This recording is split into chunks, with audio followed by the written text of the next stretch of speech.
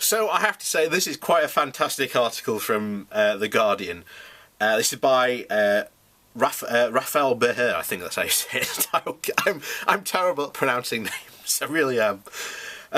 So, we're divorcing the EU, so why do hard Brexiteers still feel jilted? There is a jilted quality to the way some Tories talk about Brexit, which is odd given that Britain is dumping the European Union. The resentment would make more sense if it were the other way around, if 27 member states had expelled Britain from their club. But after decades of treating everything European as a punishment inflicted on the nation against its will, the habit is hard to break. Even the act of leaving is configured by the Eurosceptic imagination as something done by them to us.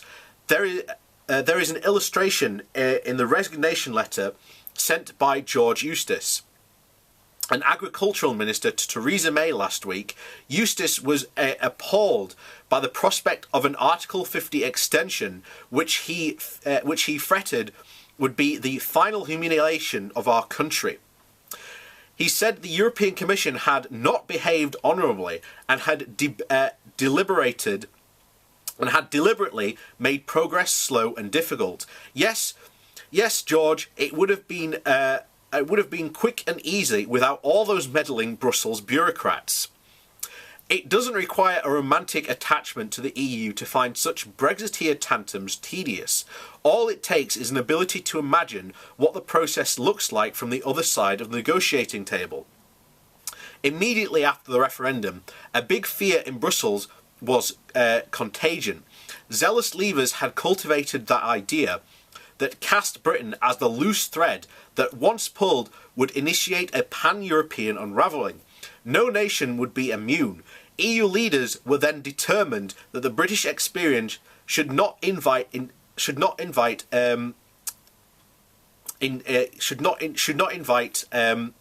intimidation. It does not, mostly thanks to the absolutely incompetence of Theresa May and her ministers. There is still plenty of Eurosceptics everywhere in Europe, but none looks across the channel in admiration of a job well done. But the European project still feels imperilled. While Westminster is consumed by Brexit's parliamentary endgame, the continental politicians are focused on European parliamentary elections at the end of May. MEP ballots have often been the vehicle for protest votes, and the Strasbourg legislature was a cosy incubator for UKIP for many years. And this year's poll looks to amplify the nationalistic and xenophobic voices that is the context in which French President Emmanuel Macron published a pro-EU reformist manifesto in a number of newspapers, including The Guardian, on Thursday. Macron positioned himself at the head of a crusading liberal fight back against angermongers backed by fake news. His pitch is bracing modernity, do more, do faster to combat climate change, bring democracy into the digital age. And although some of his methods have a ring of Brussels orthodoxy to it, a new EU agency, a convention, a treaty amendment, it is easy to sneer at Macron's grandiose Dear Europe, a missive that the message is alien to British audiences and attuned to the surly idealism of the Brussels, to the purely alien notion of Brussels bashing, not there on the continent. But it's also hard to deny that he is filling a vacancy, that the EU's achievements banishing war from the continent, historically prone to bloodshed, and allowing prosperity to flourish instead of having few articulate champions. Macron is also right that a happy ending to the 20th century is an insufficient argument for the EU today. Nostalgia plays into the hands of the radical nationalists. Defence of the status quo reinforces their charge that Europe has become a project for the entrenchment of the elite privilege. The problem is painfully familiar to anyone who aches to reverse Brexit, but still recognises that the Remain cause is still susceptible to this as the self-serving creed of an ancient regime. That there we go. That might be too pessimistic now. There is no Macron surrogate in the UK, but the embryonic independent group of MPs imagines that one day there might be. A paradox of the 2016 referendum is that a split of the ardent pro-Europeanism, rare in British politics, before the poll was sparked in millions of people the morning after the result was declared. The blue and gold flag clearly never used to be displayed on windows or painted on fasces at demonstrations. But there isn't much comfort for militant Remainers in Macron's manifesto. He speaks of Brexit as a fait accompli and a cautionary tale for the rest of the EU. This expresses a view that among many of the Anglophiles in Brussels, that the biggest favour Britain could do for Europe now is to leave quickly and in an orderly fashion.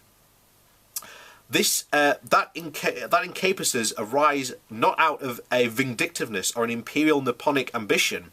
It reflects the defensive view of Brexit as a hostile act, may insist that her own ambitions are deep and special partnership, but they were not natural. She was not a natural Brexiteer before 2016, and that she won't be in Downing Street forever. Then what? The current Prime Minister is in the business of damage limitation, whereas hardliners in her party view the European project with an impulse for damage maximisation. They might deny it, but it is a political and philosophical consequence of their position. If they think EU membership suffocates sovereignty, then they must want liberation for other captive nations.